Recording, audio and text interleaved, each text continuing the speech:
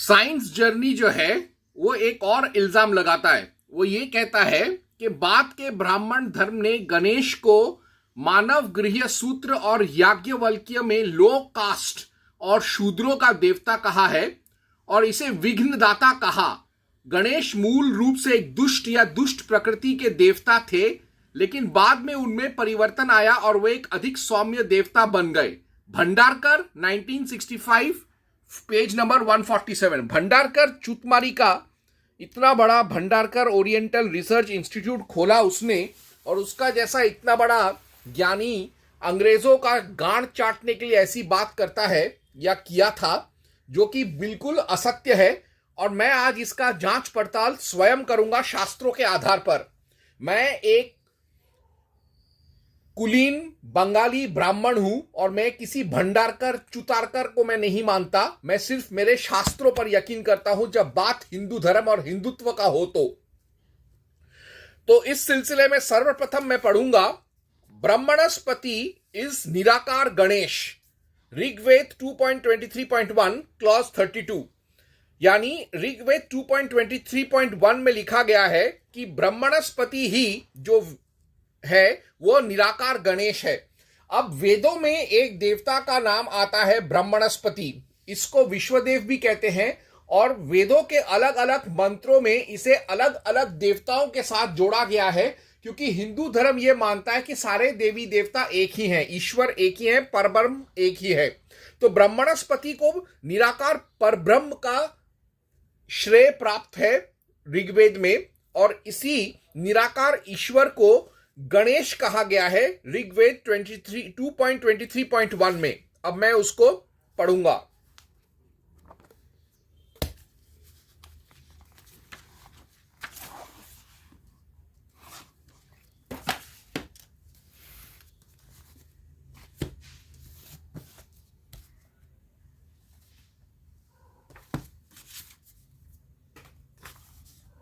ऋग्वेद 2.23.1 गणानां त्वा गणपतिं हवामहे कविं कविनामुपम शवस्तत्मं ज्येष्ठराजं ब्रह्मणां ब्रह्मणस्पत आ नः शिणवन्नुतिभिः सीद साधनम।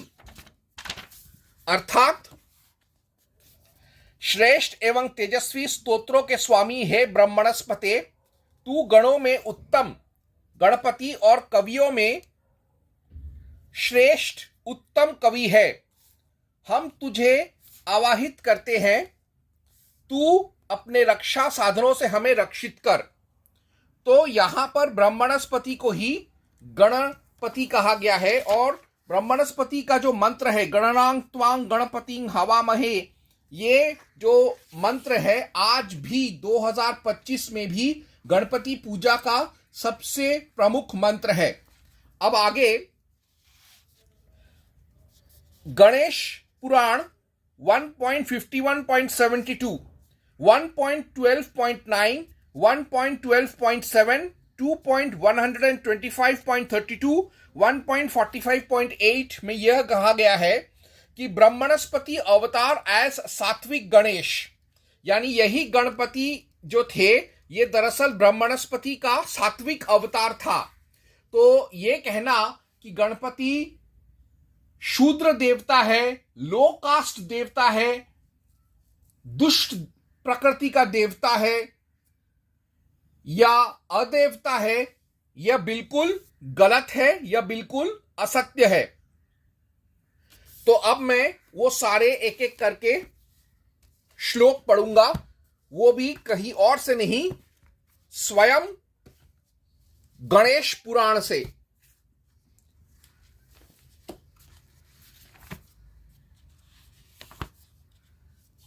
तो पहले पढ़ूंगा 1.12.9 और 1.12.7। वो कुछ ऐसे है, मैंने तुमको बतलाया है कि भगवान गणेश ओमकार स्वरूप हैं। निर्विघ्नता की कामना करने वालों के द्वारा उन विघ्नहर्ता विनायक जी का पूजन सभी कार्यों के आरंभ में किया जाता है, अन्यथा वह कार्य में विघ्न कर देते हैं। तथा ओमकार बीज से युक्त और ओमकार रूप पल्लव युक्त गणेश जी के मंत्र सभी आगमों में बतलाए गए हैं। ओमकार बीज रहित अन्य जो भी हैं वे निष्फल होते हैं। सत असत व्यक्त और अव्यक्त सबके रूप में गणेश जी ही विद्यमान हैं।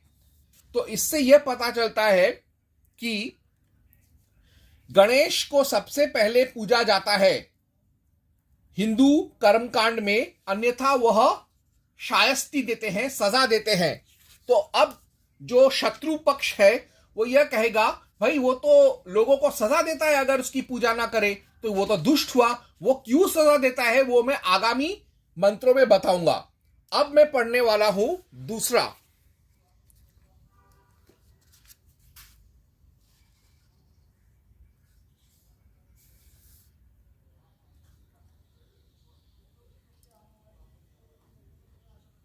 अब मैं पढ़ूंगा गणेश पुराण 1.45.8। मैंने गणेश जी से कहा, सभी मातृकाओं में जो प्रथम बीजाक्षर ओम है, जो कि वेदों का मूल स्रोत है, वही बीजाक्षर आपका नाम है। यतः अतः क्योंकि आप गणों के ईश स्वामी हैं, अतः आपका नाम गणेश होवे। गणेश जी के द्वारा ओम अर्थात एवमस्तु ठीक है ऐसा कहे जाने पर शिव प्रसन्न हो गए तथा उन्होंने यह वरदान दिए। शिव बोले, हे गणेश जी, जो सभी कार्यों के आरंभ में आपका स्मरण करेगा उसके कार्य निर्विघ्न रूप से संपन्न होंगे। तो यहां पर शिव जो है खुद कह रहे हैं कि गणेश ओमकार है, ओम है, प्रणव है। तो वह किस तरीके से कोई तुच्छ देवता हो गया, कोई मुझे समझाए। अब आगे और बढ़ता हूं मैं। अब मैं पढ़ रहा हूं गणेश पुराण 1.51.72। ऋषि बोले, जो ब्रह्म नित्य विरज वीतराग शोक रहित ज्ञान स्वरूप परमार्थ परम सत्य रूप और आदि मध्य एवं अंतरहित तथा अनंत पार निस्सीम है, उसी को संत जन गणेश कहते हैं।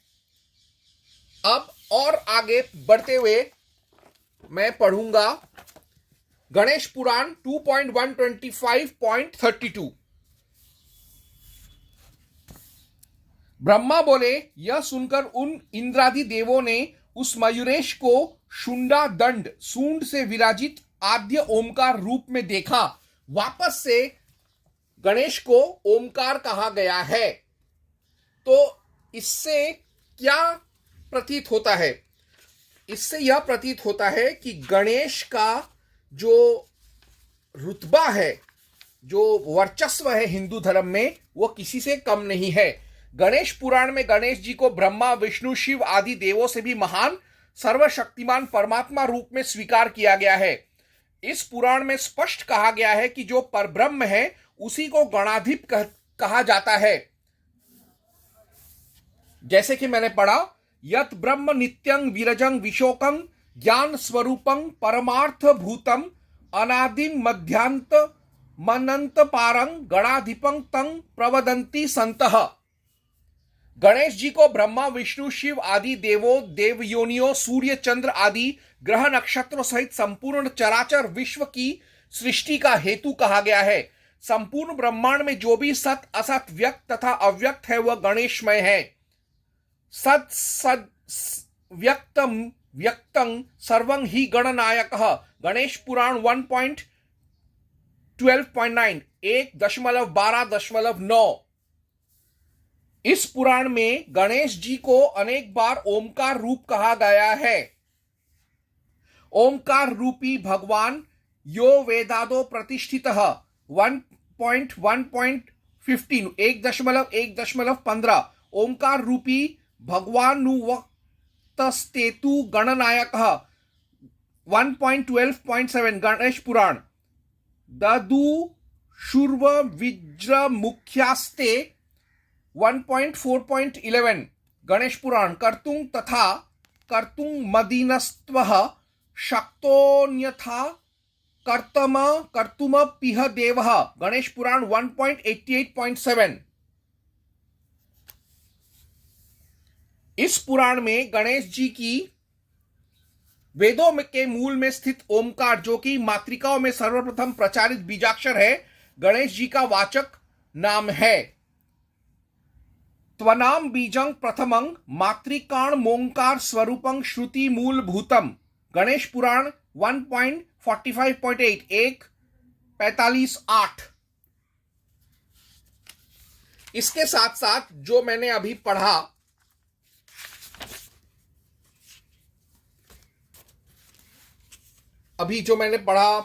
इसके बारे में, ऋग्वेद के बारे में, वो भी एक बार मैं कंफर्म कर लूं। गणपति संज्ञा का सर्वप्रथम प्रयोग ऋग्वेद में ब्रह्मणस्पति को संबोधित इस ऋचा में दृष्टिगत होता है। गणनां त्वां गणपतिं हवामहे कविं कविनामु पश्रवस्ततम ज्येष्ठ राजं ब्रह्मणां ब्रह्मणस्पत आनः शृण्वन्नुतिभिः सीद सादनम। ऋग्वेद 2.23.1 2:23 1 तैत्तिरीय संहिता 2.3.14.14 2:3-14-14 काठक संहिता 10.44 10:44।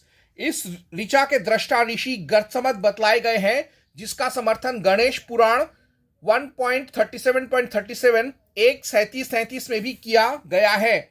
आचार्य सायण ने ऋग्वेद तथा तैत्तिरीय संहिता की इस ऋचा के भाष्य में ब्रह्मणस्पति को देवगणों का पति कहा है। ऐत्रेय ब्राह्मण 1.4.4 1:4:4 में इस ऋचा को बृहस्पति की स्तुति परक बतलाया गया है। बृहस्पति को अन्यत्र कहीं भी गणपति संज्ञा में संबोधित नहीं किया गया है, यानी ब्रह्मणस्पति ही गणेश है और गणेश ही ब्रह्मणस्पति है। अब अगर मैं आगे एक और चीज पढ़ता हूं, वो ये है, बिफोर हिज सात्विक अवतार गणेश ब्रह्मणस्पति इनकारनेटेड एज तामसिक विनायक विघ्नकर्ता।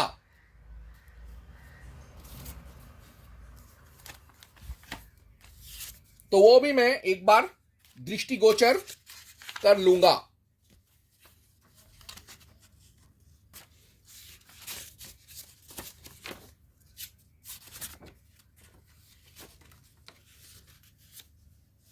तो बात कुछ ऐसे है, वराह पुराण के अनुसार देवों तथा पितरों ने भगवान शिव के पास आकर यह प्रार्थना की कि वह दुष्टों के कार्य में विघ्न तथा सज्जनों के कार्य की निर्विघ्न सिद्धिकर्ता देव की सृष्टि करें। तब शिव के द्वारा प्रसन्न भाव से पार्वती का अवलोकन किए जाने पर उन परम शिव की अष्ट मूर्तियों में से आकाश मूर्ति अदृश्य हो गई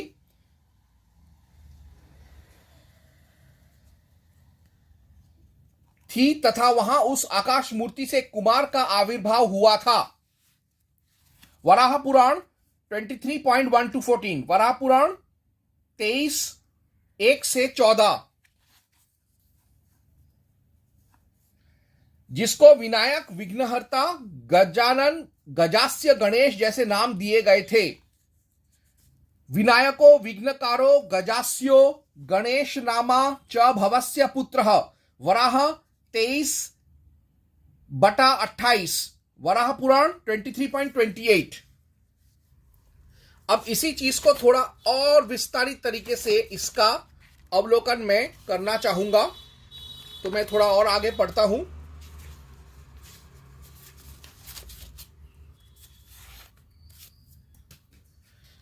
वराह पुराण में कहा गया है कि सन्मार्गवर्ती जनों के कार्य सिद्धि होने में विघ्न आते हैं, किंतु असत्कारी दुष्ट कृत्य करती जनों के कारण में कार्य में निर्विघ्न सिद्धि होते हैं। सन्मार्गवर्तीषु तथा सिद्ध्यन्ते विघ्नतः क्रिया, असत्कारीषु सर्वेषु तद्वदेव विघ्नतः। वराह 23/3, वराह पुराण 23, वराह महापुराण 23.3। इस समस्या के समाधान हेतु ही शिव की आकाश नामक मूर्ति में से विनायक का आविर्भाव हुआ। द्रव्य पीछे पृष्ठ 36 टिप्पणी 6 मैंने अभी पढ़ा। अब उसका मैं असलियत में श्लोक भी पढ़ूंगा ताकि मेरे मन में कोई संशय नहीं रहेगा, वरना जो साइंस जर्नी के कुत्ते हैं वो कहेंगे कि असली शोक किधर है, वो तो पढ़ा ही नहीं। तो असली शोक भी उनके भोसड़े में अभी मैं डाल दूंगा। तो मैं पढ़ रहा हूं वराह महापुराण 23.1-14-28। गणेश अवतार और चतुर्थी तिथि का आधिपत्य प्राप्ति। प्रजापाल ने पूछा है कि महात्मन गणेश का जन्म किस प्रकार हुआ और फिर वे मूर्तिमान किस प्रकार हुए। शीघ्र मेरी इस जिज्ञासा की शांति हेतु मेरे संशय को दूर करे, क्योंकि यह संशय रूप में मुझे पीड़ा कारक हो रहा है, ठीक जैसा हम लोगों को हो रहा है। महातपा ने कहा कि हे राजन, पुरातन काल में ही देवताओं के सहित सभी तपनिष्ठ ऋषिगण जो भी कार्य प्रारंभ कर देते थे वे निसंशय पूर्ण हो जाया करते थे। इस तरह सन्मार्ग का अनुसरण करने वालों के कार्य विघ्न के आ जाने पर भी पूर्ण हो जाया करते थे। वैसे प्रारंभ करते देते थे तो वे वैसे ही असन्मार्ग का अनुसरण करने वालों को भी क्रियाएं बिना विघ्न के पूर्ण हो जाया करती थीं।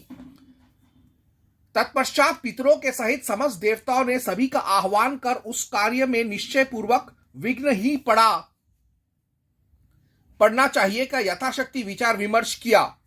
इस प्रकार से वे सभी देवगण मंत्रणा पूर्वक यह निश्चय किया कि हम लोगों को महाबुद्धि मारुद्र के शरण में जाना ही उचित होगा। फिर वे सभी कैलाश पर्वत पर निवास करने वाले गुरु रुद्र के पास पहुंचे और उन्हें विनय पूर्वक प्रणाम कर इस प्रकार से कहा। देवों ने कहा कि हे देवादिदेव शूलपाणी त्रिलोचन महादेव, अविष्ट जनों अर्थात अशिष्ट जनों के कार्यों में विघ्न उत्पन्न करने वाले हेतु आप किसी की भी उत्पत्ति करें, बड़ी कृपा होगी।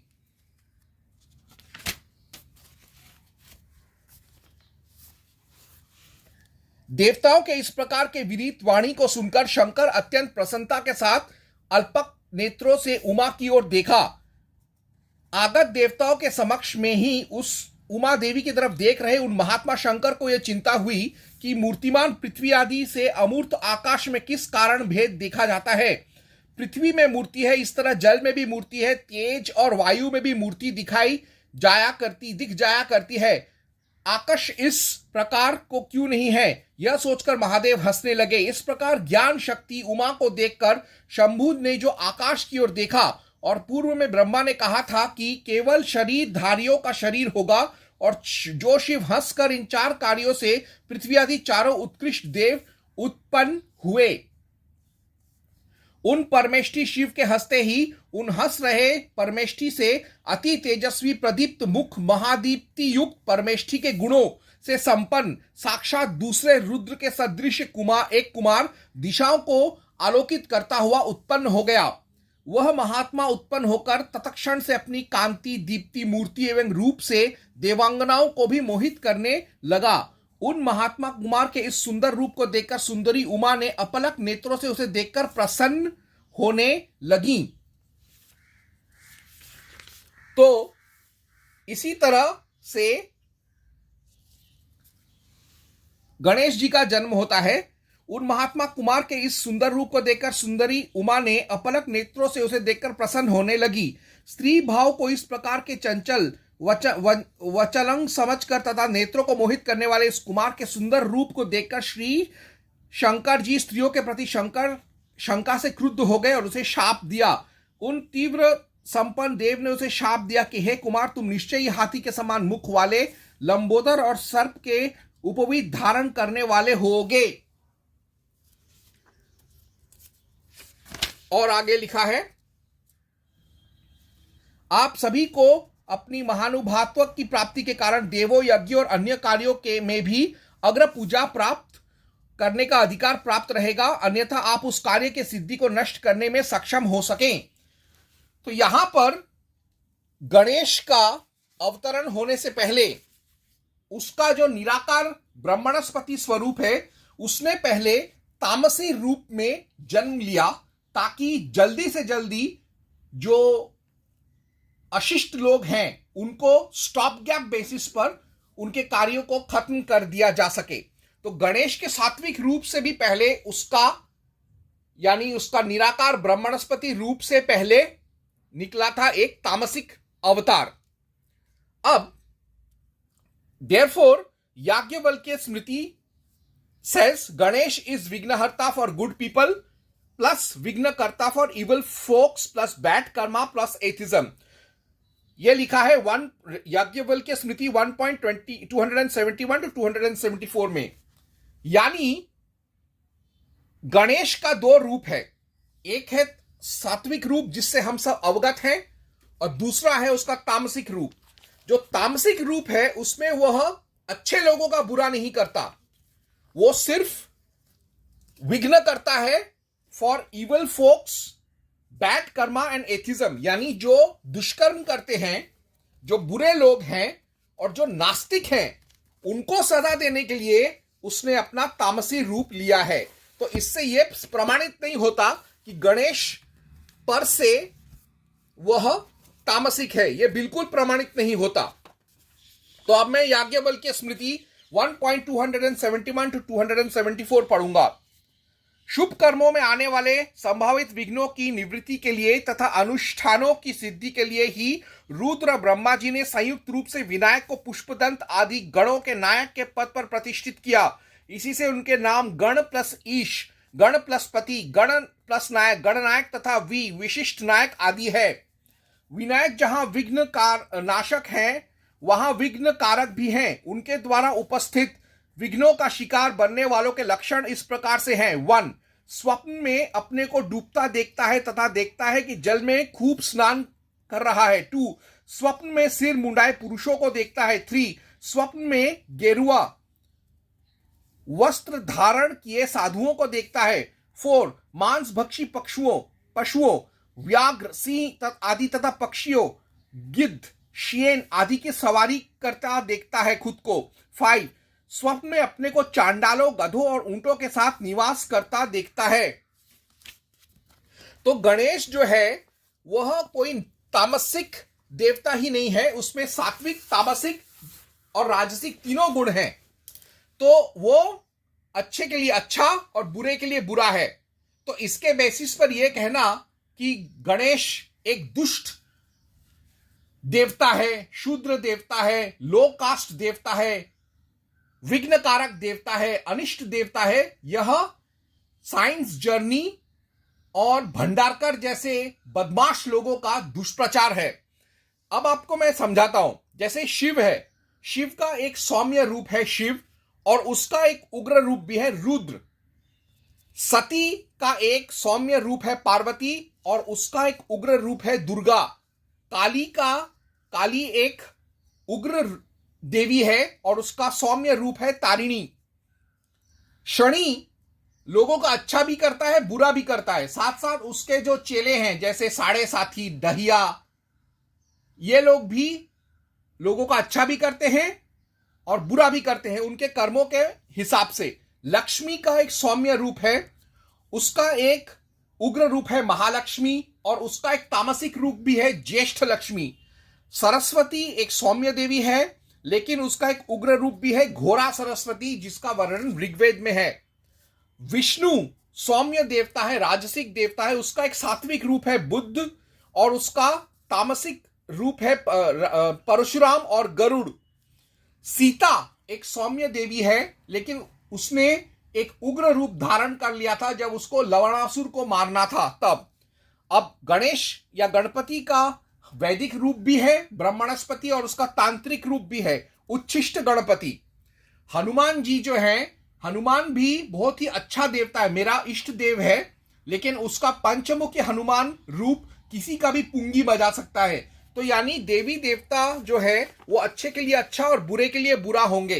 तो इसलिए यह कहना कि गणेश विघ्न करता है, इसीलिए वह विघ्नहर्ता कैसे हो सकता है, यह एक बचकानी बात है। और दूसरा चीज, याज्ञवल्क्य स्मृति में साफ साफ लिखा है, गणेश पुराण में भी लिखा है, जो बुरे लोग हैं उनके लिए गणेश विघ्न करता है, जो बुरे कर्म करते हैं उनके लिए गणेश विघ्न करता है, जो नास्तिक हैं उनके लिए गणेश विघ्न करता है, जो अच्छे लोग हैं और जो अच्छे कर्म कर रहे हैं, अच्छे कर्म जो है उसके लिए गणेश शुद्ध विशुद्ध विघ्न हरता है। और गणेश को यदि हम सबसे पहले पूजा ना करें, जैसा गणेश पुराण में लिखा है, तो वो क्रुद्ध होकर उस काम को निष्फल कर देते हैं, उसमें विघ्न डालते हैं। उसका कारण यह है क्योंकि गणेश जो है मानव जाति को नास्तिकता से हटकर आस्तिकता पर आने के लिए ही उसने यह नियम बनाया है कि आप अगर नास्तिक हैं और सुकर्म करने जा रहे हैं तो उसमें विघ्न आएगा ही, वो निष्फल होगा ही। लेकिन सॉरी, नास्तिक अगर हैं तो, लेकिन अगर आप आस्तिक हैं, आस्तिकता को आप स्वीकार करते हैं, तो फिर तब आप जो भी कार्य करेंगे उसका विघ्न हट जाएगा और वह जरूर फलान्वित होगा। इसीलिए आस्तिकता को बढ़ावा देने के लिए, धार्मिकता को बढ़ावा देने के लिए, श्रद्धा को बढ़ावा देने के लिए गणेश ने यह नियम बनाया है कि सर्वप्रथम उसकी पूजा की जाए, अर्थात उसके द्वारा विश्वदेव और निराकार परब्रह्म की पूजा की जाए, धर्म को सम्मान दिया जाए, और उसके बाद सब कर्म अपने आप, सब कार्य अपने आप सफल होगा। अब हम सब जानते हैं कि साइंस जर्नी ये कह रहा है कि मनु ने विनायक की पूजा करने वाले, विनायक शांति करने वालों को उसने श्राद्ध से या यज्ञ से बैन किया है। यज्ञ से तो बैन नहीं किया, लेकिन श्राद्ध से अवश्य उसने बैन किया हुआ है। क्यों किया हुआ है, अभी मैं उसको पढ़ूंगा और समझने का प्रयत्न करूंगा कि मनु जैसे एक व्यक्ति ने, जो इतना बड़ा आस्तिक इंसान है, उसने ऐसा क्यों कहा और उसके पीछे उसका कहने का, करने का उद्देश्य क्या था। क्योंकि मनु बिना किसी उद्देश्य का, सद उद्देश्य का कुछ भी नहीं बोलकर गया है। तो सर्वप्रथम मैं पढ़ूं मनु 3.164। मनु बैंड विनायक पूजक। मनु 3.164। कुत्तों का पालने वाला, बाज पक्षी की जीविका करने वाला, कन्या के साथ भोग करने वाला, हत्यारा, शूद्र का सेवक, बहुत से यज्ञ अथवा विनायक शांति कराने वाला, ये सभी हव्य कव्य में वर्जित हैं। अब किसी निष्कर्ष पर आने से पहले यह बात सुनिश्चित कर लेना चाहिए कि न सिर्फ विनायक शांति करने वाले, बल्कि बहुत सारे दूसरे हिंदुओं को भी मनु ने यज्ञ और श्राद्ध कार्य से वंचित रखा है। जैसे तांत्रिक, वैद्य, पुजारी, वैश्य, सन्यासी, उपाध्याय, ज्योतिष, आयुर्वेदी। अब मैं एक एक करके पढ़ूंगा। जैसे मैं पढ़ने वाला हूं मनु 3.151, 3.152, 3.155, 3.156, 3.162। तो एक एक करके मैं सब पढ़ूंगा। जटा वाला, मूर्ख, दुर्बल, धूर्त और जो बहुत सौ के को यज्ञ करावे, इनको भी श्राद्ध में नहीं जिमावे। वैद्य, पुजारी, मांस के बेचने वाले और जो व्यापार से जीविका करते हो, वे भी हव्य कव्य दोनों में मने किए गए हैं, अर्थात इनको भी देव पितृ कार्य में ना जिमावे।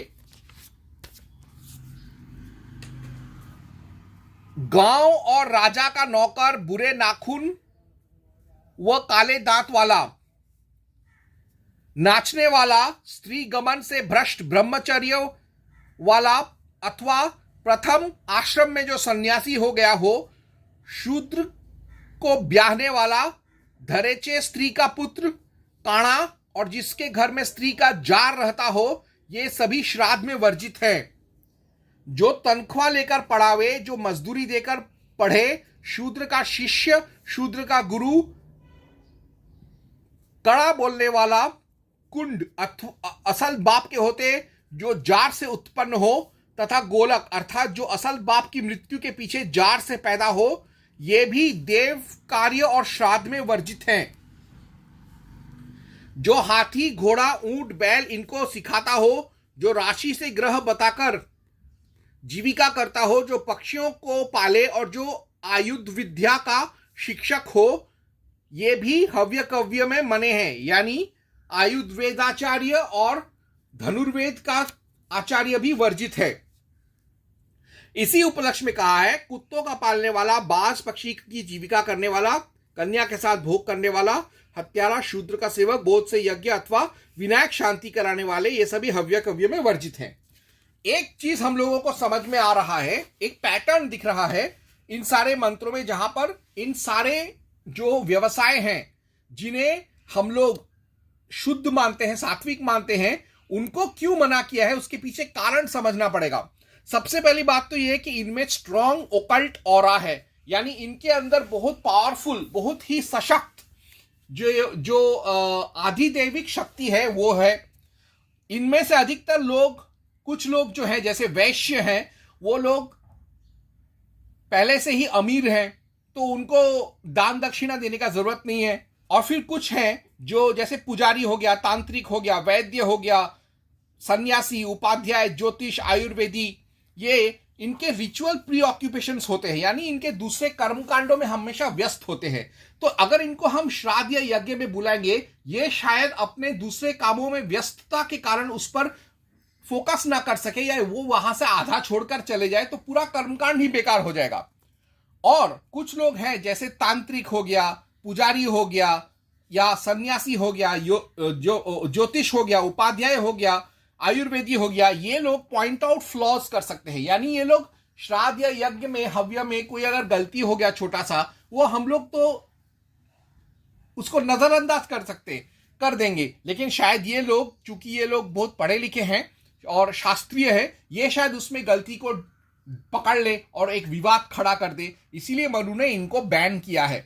और विनायक पूजक, विनायक शांति करने वालों को इसलिए बैन किया है क्योंकि उनका एक स्ट्रॉन्ग ओकल्ट ऑरा होता है, उनके अंदर एक बहुत ही तांत्रिक शक्ति उनमें बहुत होता है। तो ऐसे लोग घर में आए तो उससे एक लोगों के मन पर एक प्रभाव पड़ सकता है, इसी वजह से। और प्लस वो लोग सारे विधि विधान और कर्मकांड के ज्ञाता होते हैं, तो कोई कर्मकांड में कोई गलती होगा तो वो शायद उसमें कुतर्क करने लग जाए, तो इससे एक माहौल खराब हो जाएगा, इसलिए उनको मना किया है। वरना इसका अर्थ यह नहीं है कि विनायक लो कास्ट देवता है, शूद्र देवता है या दुष्ट देवता है।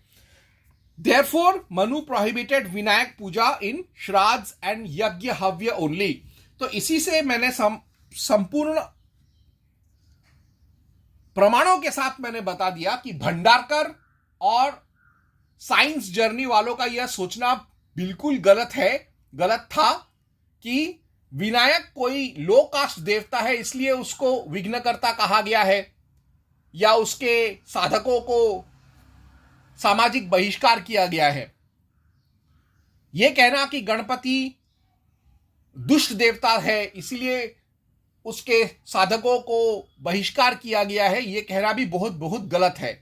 तो आज मैंने इस प्रश्न का भी जवाब दे दिया। और साइंस जर्नी और आई एम सरप्राइज्ड, भंडारकर जैसा आदमी ने भी ऐसा कहा है, लेकिन फिर भी भंडारकर का चंडारकर, मैंने उसके भी इस विचार को गलत साबित करके दिया है। ओम हं हनुमते नमः।